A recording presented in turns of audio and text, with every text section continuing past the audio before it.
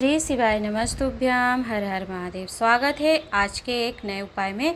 आज की वीडियो के माध्यम से आप जानेंगे कि कोई यदि आपका विशेष कार्य होता है और कामना होती है तो उस कार्य की पूर्ति के लिए, जो कि बहुत समय से वह काम नहीं हो रहा है, आपकी कामना पूर्ण नहीं हो रही है, तो उसे पूर्ति के लिए कामना पूर्ति का उपाय 5 बेलपत्र समर्पित करने का नियम वर्णन पूज्य गुरु जी ने किया है, जो कि माता अशोक सुंदरी के स्थान पर समर्पित किया जाएगा। तो संपूर्ण जानकारी आपको वीडियो के माध्यम से बताने का प्रयास किया जाएगा कि शिवलिंग में माता अशोक सुंदरी का स्थान कौन सा है और आपको जो 5 बेलपत्र समर्पित करनी है वह किस विधि एवं नियम से समर्पित करना है, जिससे आपका बहुत समय से जो कामना थी पूर्ण नहीं हो रही थी वह शीघ्र अतिशीघ्र पूर्ण हो। तो संपूर्ण जानकारी आपको वीडियो के माध्यम से बताने का प्रयास किया जाएगा। तो वीडियो को अंत तक जरूर सुनिएगा, देखिएगा, जिससे आपसे संपूर्ण ज्ञान की प्राप्ति हो और आपसे ज्ञानवर्धक रोचक बातें ना छूटे। तो चलिए जानते हैं हम अपने नियम विधान को, जो कि आपको 5 बेलपत्र से इस उपाय को करना है। उस बेलपत्र का नियम विधान जान लेते हैं। तो ध्यानपूर्वक सुन करके देख करके वीडियो को समझिएगा, क्योंकि उपाय आपको वीडियो के माध्यम से करके भी दिखाया जा रहा है। वीडियो को अंत तक जरूर देखिएगा, छोड़िएगा नहीं, क्योंकि यह महत्वपूर्ण एवं विशेष कामना पूर्ति का उपाय है। तो यदि आप करते हैं तो निश्चित ही आपको फलों की प्राप्ति होती है। तो उपाय करने से पहले सबसे पहले आपको शिवलिंग में माता अशोक सुंदरी का स्थान जो होता है, यदि जो लोग जानते हैं तो श्रेष्ठ है, उत्तम है, परंतु जो लोग नए व्यूअर्स हैं या जिन्हें नहीं पता है वह जान लीजिए कि शिवलिंग में माता अशोक सुंदरी का स्थान कौन सा होता है। यह शिवलिंग हो गया। शिवलिंग के बिल्कुल आगे साइड बीच में एक सर्पाकृति होती है, जो कि माता अशोक सुंदरी का स्थान है यह। और शिवलिंग के राइट भाग में भगवान गणेश का स्थान होता है, लेफ्ट भाग में भगवान कार्तिकेय का स्थान होता है। और शिवलिंग जहाँ पर रखा होता है गोल भाग होता है जो, और बीच से कटा होता है, तो यह गोल कटी भाग माता पार्वती का हस्तकमल है। तो आपने शिवलिंग पर माता अशोक सुंदरी का कौन सा स्थान है जान लिया होगा। तो इसी स्थान पर आपको 5 बेलपत्र लेकर के समर्पित करना। अब यह जो बेलपत्र आप 5 ले रहे हैं, इसको चढ़ाने का जो नियम क्रम है उसे ध्यान पूर्वक वीडियो में सुनकर और वीडियो में करके दिखाया जा रहा है उपाय को, तो आप देख करके भी समझिएगा। 5 बेलपत्र आपने ले ली, बीच में अशोक सुंदरी माता का स्थान आपने जान लिया। अब एक बेलपत्र उठाएंगे। बेलपत्र कहीं से टूटे फूटे खंडित नहीं होनी चाहिए, उसके पीछे जो डूट लगी होती है उसे हटा दीजिए। और हटा करके यह देखिए मैं इस प्रकार समर्पित कर रही हूँ।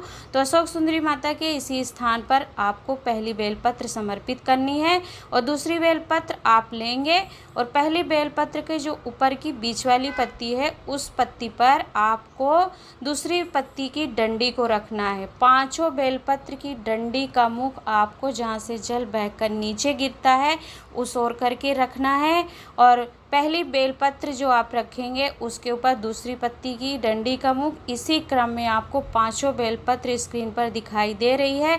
डंडी का मुख बीच वाली पत्ती पर जोड़कर रखते जाना है और 5 जब बेलपत्र आप अशोक सुंदरी माता के स्थान पर रख लें तो अपनी 3 उंगलियों का स्पर्श 5 बेलपत्र पर आप करिए। आपकी जो विशेष कार्य की कामना है, आपके मन की इच्छा है, जो विशेष कार्य आपका अटक रहा है, पूर्ण नहीं हो रहा है, माता अशोक सुंदरी से निवेदन प्रार्थना करिए। और नमः शिवाय मंत्र या फिर ओम नमः शिवाय मंत्र या फिर श्री शिवाय नमस्तुभ्यम मंत्र, जो भी मंत्र आपको आता है वह मंत्र बोल करके और साथ में 1 लोटा जल लेकर के आप शिवलिंग पर अपने दोनों हाथ को स्पर्श करके, लोटा आपको 2 नहीं लेना है, 1 ही लोटे में जल लेना है, परंतु अपने दोनों हाथों से कलश को लोटे को पकड़ करके शिवलिंग पर देवाधिदेव महादेव को जल समर्पित करना है। अशोक सुंदरी माता का ध्यान करना है, निवेदन प्रार्थना करना है भगवान शंकर और अशोक सुंदरी माता से आपकी जो प्रार्थना हो, जिस कामना को लेकर के, जैसी भी जिस क्षेत्र से संबंधित आप कामना रखते हैं उस कामना को बोल करके 1 लोटा जल समर्पित कर दीजिए।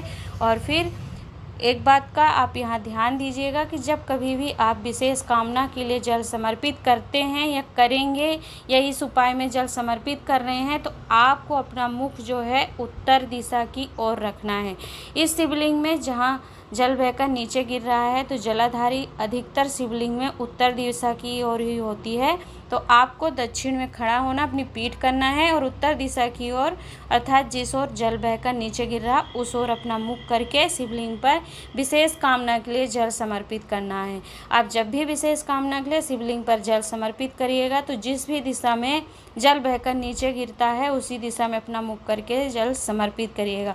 मान लीजिए कि आप पूरब दिशा में जलाधारी है तो आपको पश्चिम दिशा में बैठ करके जल समर्पित करेंगे तो पूरब की दिशा की ओर की जलाधारी की ओर जल बहकर जाएगा। तो आपको बस यह ध्यान रखना है कि आपके पास में जो शिवालय है उसमें जो जल बहकर नीचे जिस ओर बहकर गिरता है उस ओर ही आपको अपना मुख करके जल समर्पित करना है। तो यह ध्यान रखते हुए विशेष कामना के लिए आप जल समर्पित करेंगे।